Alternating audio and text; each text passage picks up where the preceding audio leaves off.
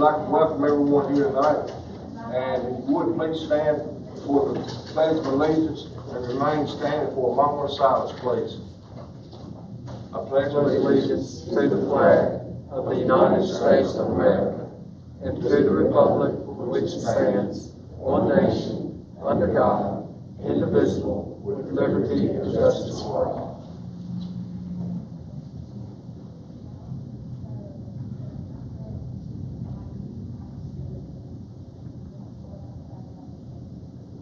Be seated, please.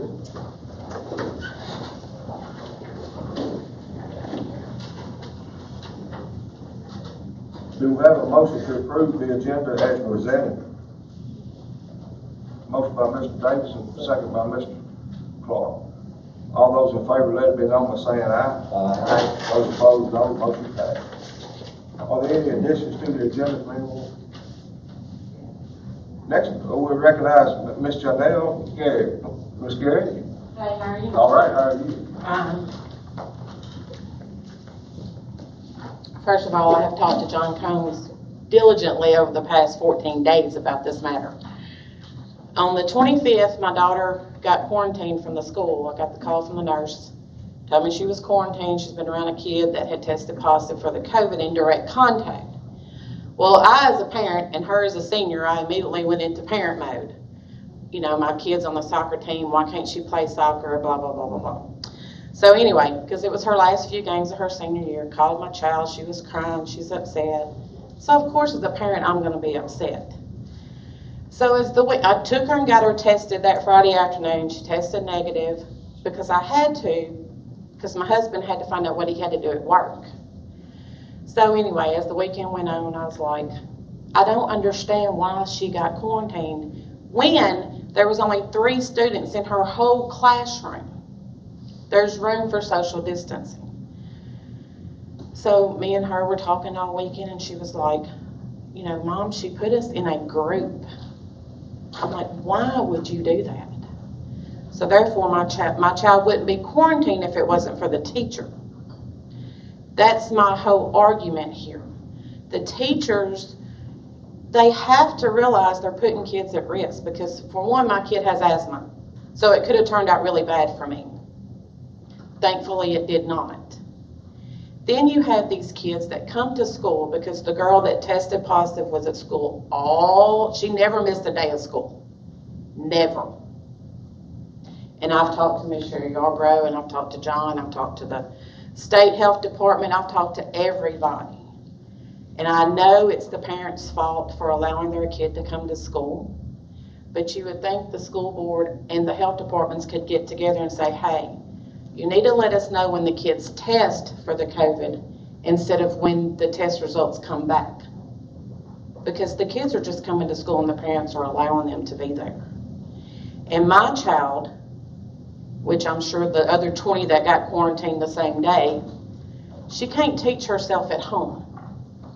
She's an AB student. She's on the National Honor Society, and she wanted to be at school. So this has just taken everything away from her. And I felt like I kept being pushed to the side by everybody because nobody was listening to me. Everybody thought it was, I'm sure, trivial what I was doing. But I, as a parent, was fighting for my child and for the well-being of all the teachers and all the other students at that school. So I would just like for something to be done and for these teachers to realize they have to abide by the rules. We can't do anything to the parents. I'm sure the health department's not going to do anything any different than their guidelines. But the girl never isolated, and she isolated the 25th, the 28th, and the 29th, and she came back to school on the 30th and said, I don't know why they quarantined everybody. I've been symptom-free for 10 days. But you were at school. So, I mean, I don't know. I just wanted to be heard because nobody listened to me for 14 days, except for John Combs, bless his soul. He heard more than he should have probably, but that's okay. But I mean, I just hope y'all understand where I'm coming from. And I thank y'all, every one of y'all, for listening to me. Ms. Garrett, we understand and feel the same way you do. And the health department has been trouble getting us the information. That they've been a little, I don't know if they're overworked or don't have enough staff, or I don't understand either. But Dr. Combs has addressed this with the principals, and they're doing or going to try to do a better job with the social distance. He has made the principals very aware of this situation. Okay, and I don't want the teacher to hold anything against my daughter for something I did. Exactly. I mean, and that's what my daughter's scared of, because there's only 3 people in that class, so I'm sure she knows where it's coming from. But you know. Well, you're here. Then you'll see me again. If that happens, we want to see you again. You will. Ms. Garrett, first of all, you haven't done anything. No. We need to hear this. Right. My point, or you're not going to like it, but everything that you want is what we've got in place. Students aren't supposed to come to school with a test pending. Teachers, evidently it wasn't made clear, but I can promise you, my wife's a teacher, it's abundantly clear now that there is no group work. So I guess if it has made a difference, teachers aren't doing group work anymore. But no, we can't beat the bushes or sound the horn loud enough. Do not send your kid to school if they have a test pending or any symptoms whatsoever. They need to stay at home. And I could have been that parent that I could have fought and I could have pressed charges against that girl's parents. But, like I told John Combs, it would have put the Tipton County school system in the spotlight, and that's not what I want to do. I don't. At the end of the day, that's not going to get your kid their last soccer games back. I understand that. But it's going to make a point to these other parents, you need to keep your kids at home. When they get tested, do what you're supposed to do and keep them at home. I don't want somebody to sue me if I sent my kids to school. I mean, I would. Just so I could say, hey, you're paying attention. You know, I would. Thank you. We're just real sorry that your daughter missed out on that. Yeah, but it's okay. You're a parent. I coached for 20-something years, and I couldn't understand after the last game why parents and children would be crying. And guess what? I had a child in the last game a couple of times, and I understood it real well then. Yeah, it's sad. Thank you for being But here. thank y'all very much. Yeah. Thank you. We have a lady, Miss Elena Haggerty. Will you, Thank you. take a podium, please, ma'am?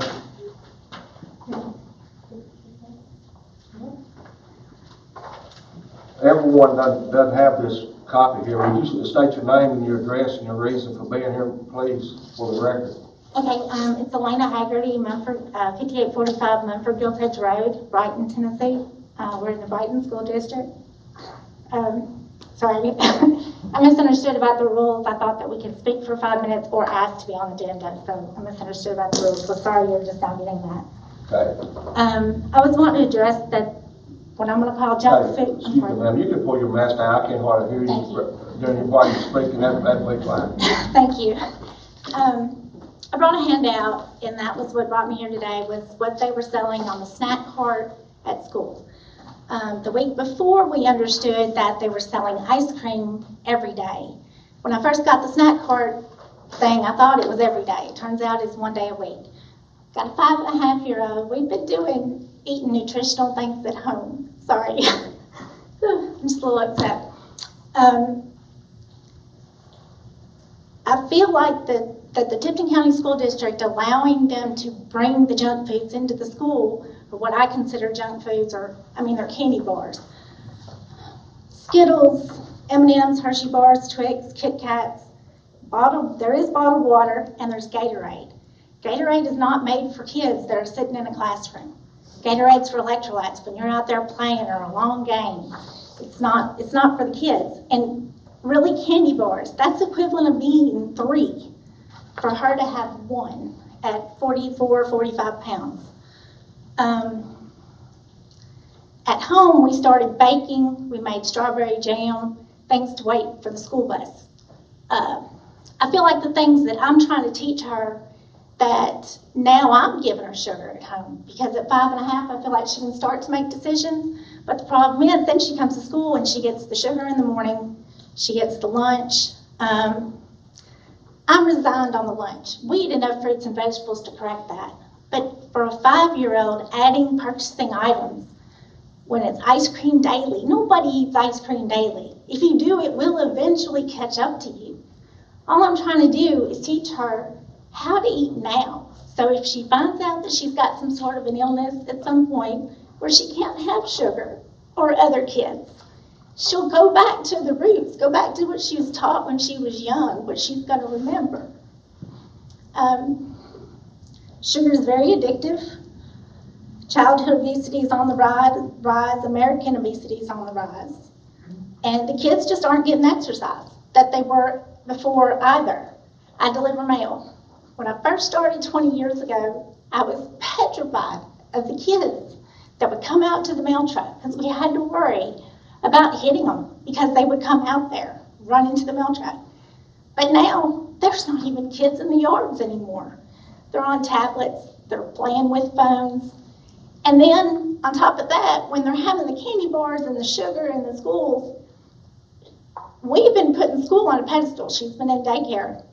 But now that I've been putting school on a pedestal and they're bringing all these things in, I feel like, and look, I gave her $1 for ice cream for the week and let her decide which day. But then they rolled out the snack card. And I was like, no, can't do it. If I give her $6, there's still other kids that aren't going to get the snack. And they're going to have to watch her eat the snack, or she's going to have to watch them. So one way or another, some kid's going to lose out. So we're just not participating. But that makes me the bad guy. On the ice cream, I've made ice cream before. I know at least 1/3 of the volume is sugar. So to come here tonight, I tried to write down, I found a few things that we could all relate to.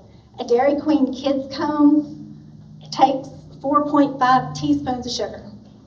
A Nutty Buddy waffle cone, nuts on top, chocolate on top, is 1/2 cup of straight sugar.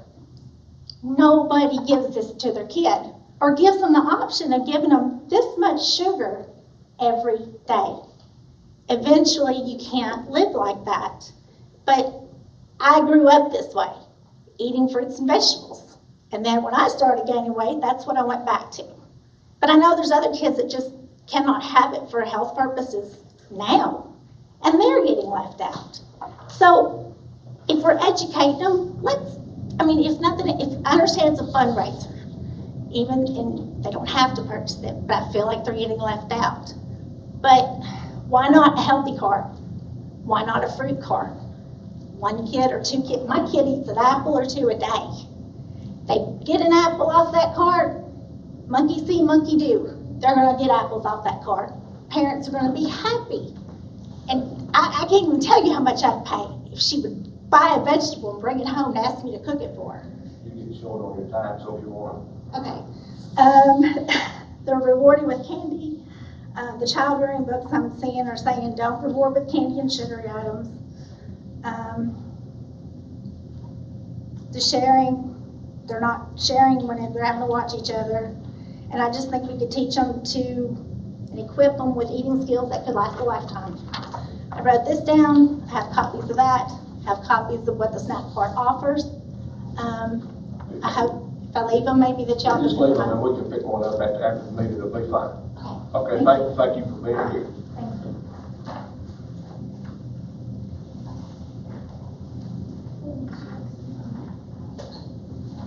The next item is the consent agenda. We have a couple of items in our folder that were added a little bit later, but it's an emergency reading on policy 6.3041 and LEA compliance report and a revision date for the location of the CHS cross-country field trip. Is there any objection to add those in the consent agenda? Or do we have a motion to add them? I'll make the first. Motion by Mr. Clark. Second by Mr. Shipley. Those in favor, aye. Those opposed, no. All right, with those items added, do we have a motion to approve the consent agenda, or would anyone like to remove any item to discuss? If not, do we have a motion to approve? Make that motion. Motion by Mr. Vincent. Second, Mr. Clark. Those in favor, aye. Those opposed, no. Motion passed. Dr. Rebecca Bird, Director of Instructional report. Thank you, Mr. Marvison. Just two things on the instructional side. We added to your packet this week, because we received it after we had already mailed your packets to you, a press release regarding the Grow Your Own partnership. And I know Ms. Shipley gave my report last month and talked to you about this. But we did receive confirmation that Tipton County Schools will be partnering with Tennessee State University in the Grow Your Own partnership. And this is for a teacher assistant who might be interested in earning a teaching license. I believe we had about 12 people who applied. It will not be up to us as the district of who will get into the program. That is decided by the institution. So at this point, we just kind of sit back and wait on them to give us that information. But whoever is selected from the applicants, they will be eligible to be certified in pre-K3 regular ed and pre-K3 special ed, and that program will begin in the fall of 2021.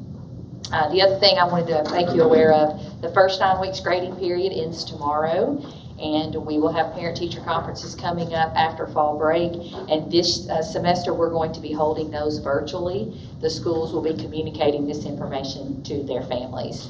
And that's all I have, unless someone has questions for me. Short and sweet tonight. Yes, sir. We had talked earlier about this, I wonder what is in the works as far as how our attendance, truancy, and students not getting their work in. What's the scoop on that? Because I know I've heard that there may be some confusion, and that I've talked to individual teachers, and they say there's more than too many, in my opinion, students not getting their work in. Dr. Fisher is going to cover that in her report. If you'll just give us a few minutes on that. Truancy and attendance falls under her, so she's going to talk to y'all about that tonight. That's okay with you? Yep. Anybody else have questions? Thank you, Dr. Bird. Thank you. Dr. Fisher, Director of Operations report. Good evening. First, I'll start with an update on attendance. Our teachers, of course, have provided instruction for face-to-face students as well as our distance learning students. And we know that grades and attendance have become major concerns in our schools. And our schools are now trying to maneuver through that. So there's some very related issues, grades and attendance, in these unprecedented times. For distance learning students, we are, as Dr. Bird just stated to you, are concluding the first 9 weeks. Our teachers are preparing assignment packets for students weekly. Some parents and students are picking their work up weekly and turning the work in.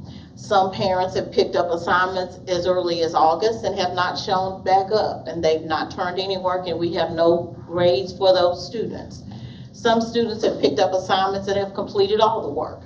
Some students have picked up work and have several classes where work is missing. We have some students that we have not heard from since the beginning of the school year. We have some students that picked up packets in August and early September, and they've returned some of the work as late as this week. So the question that we are forced to answer is, how do we account for these students with attendance in the midst of a pandemic? So this has led to a lot of concern from the schools. Our school administrators, Dr. Combs, Dr. Bird, Mr. Fields, Pupil Services Supervisor, our instructional supervisors, and our administrators, we've all begun taking another look at our current attendance procedures. The schools have continued to maintain flexibility in trying to get the work in especially during this first 9 weeks. Currently, all schools have submitted a list of students with little or no communication with the school, and they've been very specific about the status of those students and the work or the lack thereof. And this is where we are focused right now. The court liaison, our school social workers, and our SROs have been contacting parents discussing the accountability for work.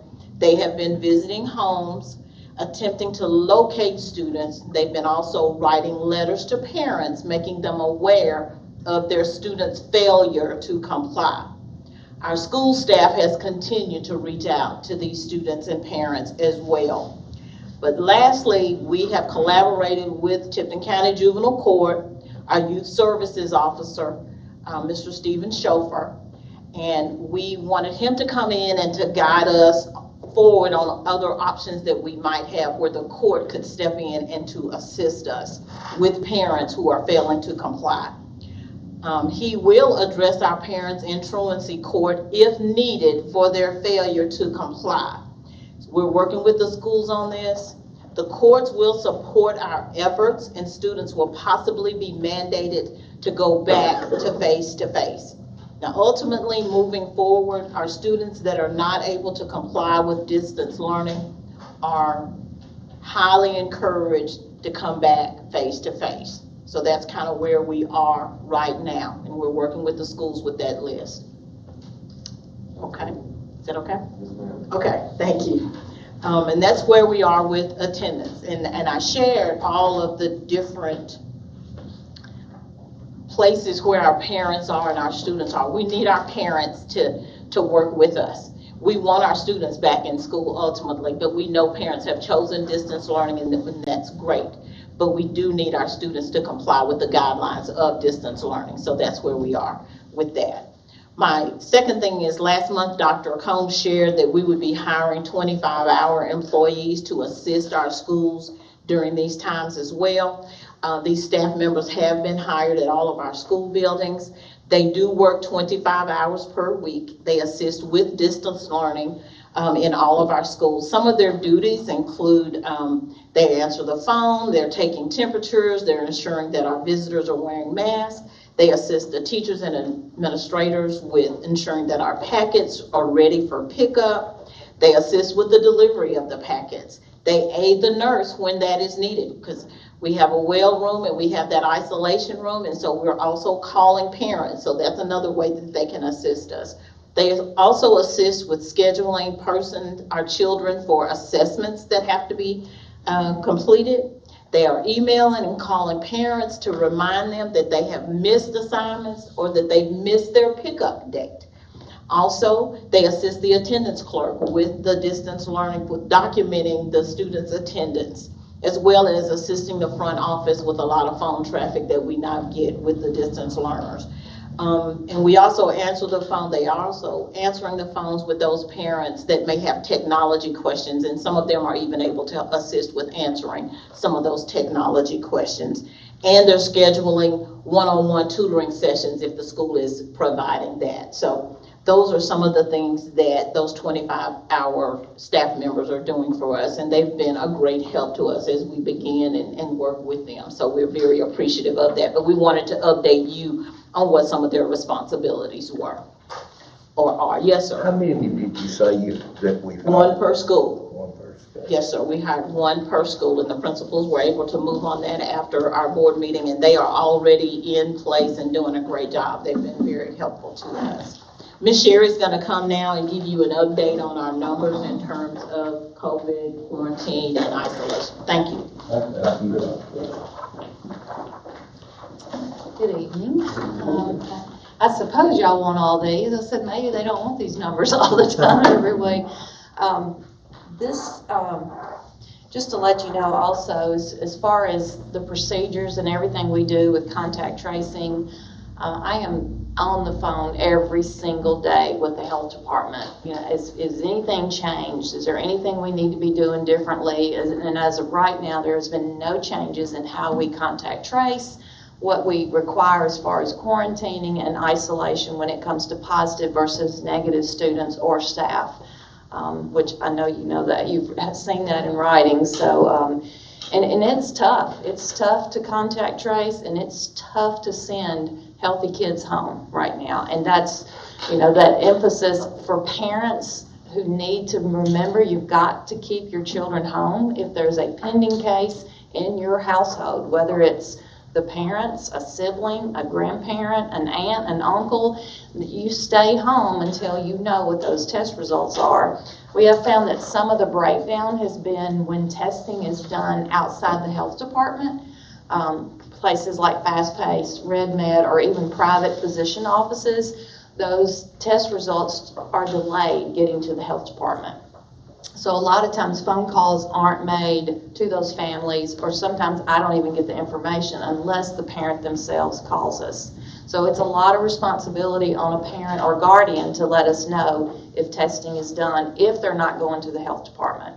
But this week, Sarah Marion, our nurse supervisor, and I have talked to every medical provider in this county and some in Millington, and they know what our procedures are now. They've gotten our letters, they know what we send kids home from, and they've been very appreciative, and they've been very good to work with this week. So I've reached out to them.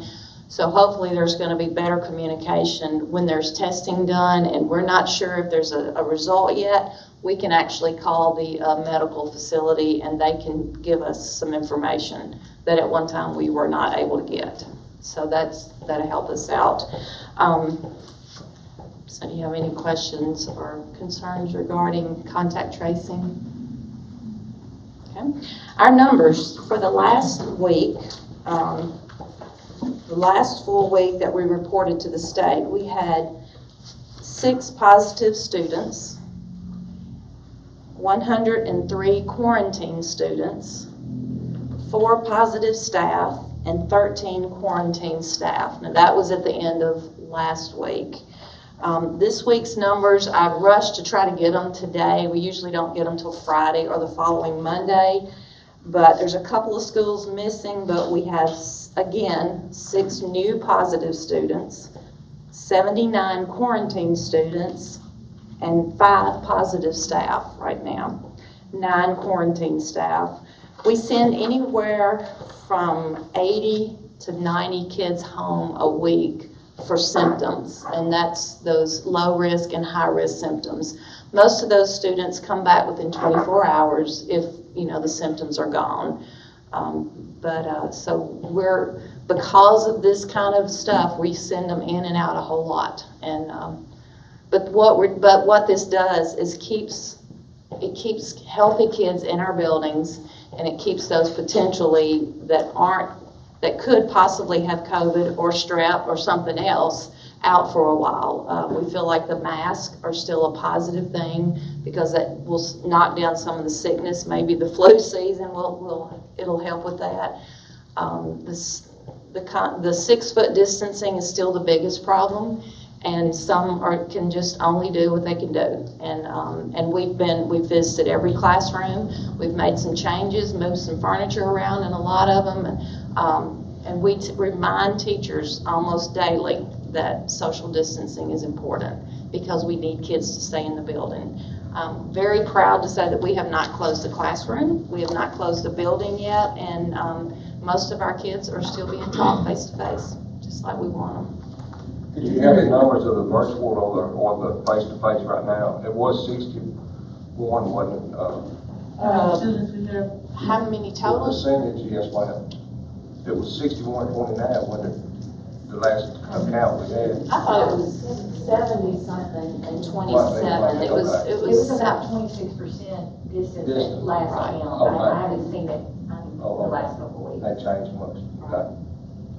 And We anticipate, Mr. Marty, that some students will come back after fall break. I've had several principals say that they've had parents saying, hey, my kid's coming back to school after fall break, so we can rerun those numbers for you guys after fall break. Jerry, could you give me, I've got 79 currently, 79 quarantine students, 9 positive staff. How many positive students in 6. Quarantine staff? 6 positive students and 9 quarantine staff. And like I said, I'm still missing 1 school for that I didn't get the numbers in today. So that number could go up. The most very recent is 9 quarantine and 9 positive? Okay, thank you. That's the most, 5. that's from today. 5 positive staff. 5 positive. 5 positive staff. Oh, that's all Yeah, right. 9 quarantine staff. Okay, got it. And these numbers are building level numbers. These are not students who are distance learning, because we do have students that we get but we don't put those in these numbers. We're just doing what we actually have face to face right now. Any more questions from Ms. Sherry Yarbrough? Thank you, ma'am. Thank you. Ms. Page, for the financial report. Please. When you all received your packets this week, you had your school financial budgets. Is there anything that stood out to you that you need to ask about, or are you okay with the budgets being approved? Okay. If you Do will. we have a motion to approve the, each individual school budget that's mailed out to us, sent out to us? Motion by Mr. Davidson, second by Mr. Clark. All those in favor say aye. Aye. Those opposed, no. Motion passed. All right, thank you. And if you'll look at your financial report first, we'll go through that first. So for our general purpose budget, we received $6,672,972 for a 7.9% of the revenues this time. And we spent $6,847,494, which is about 8% of the expenditures. So that's where we are with our general budget so far. Any questions about 141? All right, 142. As you'll see on the amendment in a minute, the federal government decided to take away some of the money that they had given. So we are battling back and forth as to how they want us to do the budget, and hopefully what we've got this time they will settle on.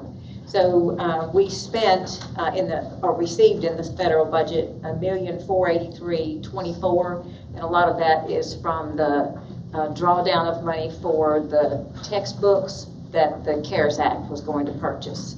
And then if you look at the expenditures for that, it's $1,483,223, and that represents the textbooks that were spent from the CARES Act money that was rolled in after they requested that money.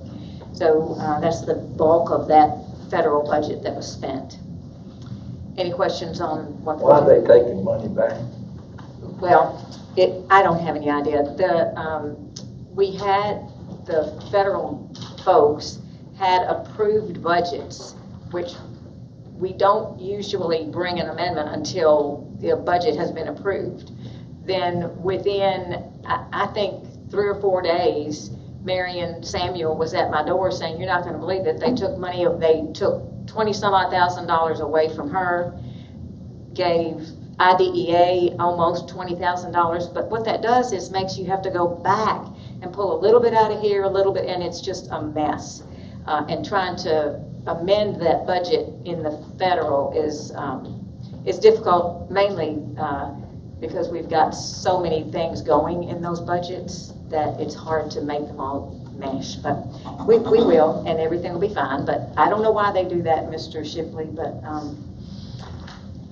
it's the way the federal government is. So the cafeteria, if you look at the 143, you'll see that they only received $84,000.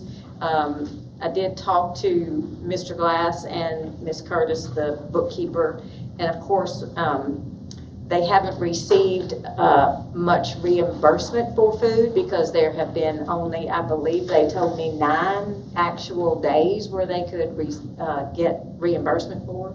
Because this is last month's money, even though it's reported in September, it's actually August's money. So it looks very skewed compared to what it was last year, but they assure me that it'll be just fine. In September, for our expenditures, we had to purchase $372,262. And you can look, that's almost $100,000 less than last year. And the same reason, we don't have as many kids in the building, number one, and not that many kids are eating, and so they don't have to buy as many supplies. So the cafeteria is going to be a little bit different this year as well. But remember that we are feeding everyone who wants to eat for free, so some of the reimbursement will look a little bit different next month, we hope. Any questions on the cafeteria? All right, the 177 capital projects. Of course, we received no money, but we spent $26,831.50. I hope you all have had a chance to look at the concession stand. It looks really good, so have you seen it?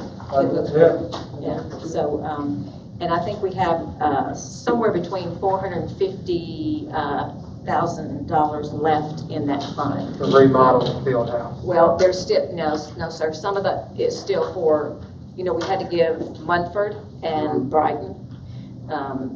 So 300,000 is for that, probably 250, because they've spent about 50,000. And then when they finish that, the rest will be to try to start doing some of that inside work at homeschool. It's my understanding. Do we have a motion to approve the financial report as presented? Make that motion. Motion by Mr. Clark, second by Ms. McClurkin. Those in favor say aye. Aye. Those opposed, no. Motion passed. Thank you. All right, so our first budget amendment is in Fund 141. And Dr. Combs sent you all an email telling you about the safety grant and what his plans were to hire someone to be a safety person over multiple safety issues and answer to Glenn.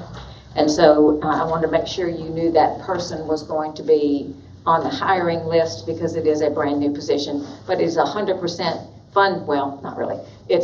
The salary is funded through the grant. We have to do matching for other things, but his salary will be through the grant.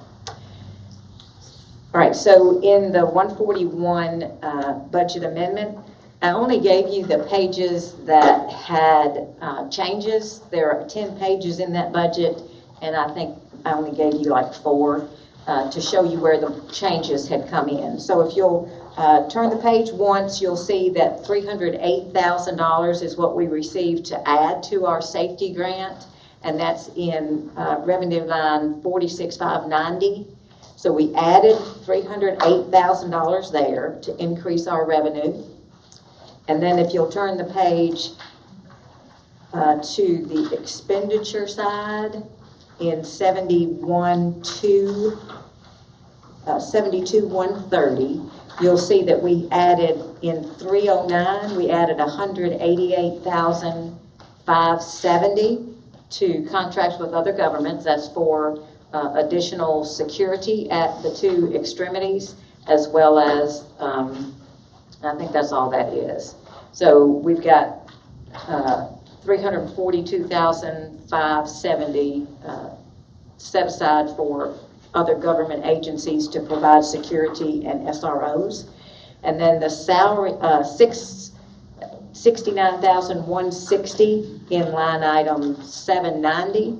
That's for other equipment that Mr. Turner is going to buy for safety concerns. And then in 72,210, you see the $50,270. That is for the salary for the person that is the safety person. Any questions about that?